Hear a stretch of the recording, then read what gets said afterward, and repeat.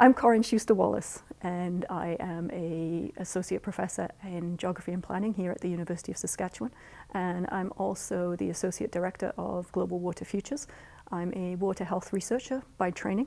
I started in the physical sciences in snow and ice hydrology, and I've moved through to downstream to where the people live. When we're talking about rural, remote, marginalized communities, and when we're talking about East Africa context in particular, then we're talking about the burden that women have in terms of the domestic provision and management of water.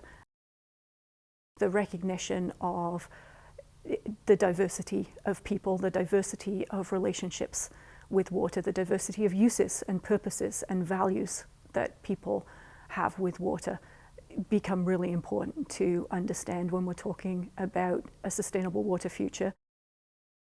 When we're looking at adaptation to climate change, when we're looking at mitigating risks, we have to be able to understand who people are, where they are, what the impacts are, not just in terms of health and economic and mental health, but also in terms of spiritual health, in terms of ceremony, right? In terms of all of the uses and reasons that we engage and interact with water.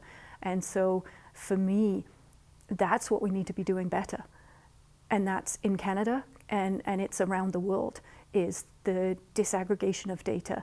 It's the ensuring that we are hearing all voices. It's bringing the diverse and multiple voices to the table so that we hear the different perspectives. Again, at the community level with a water sanitation hygiene project, or at, for example, within the Canada Water Agency, when we're talking about forecasting and national coordination with provincial, territorial, and nation to nation to nation building. So, you know, the point is that all of us depend on water for our lives and our livelihoods and for our health and well-being.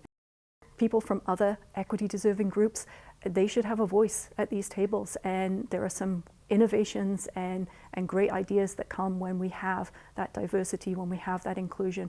And so that's where we should be going, and that's what we need to achieve for a sustainable water future.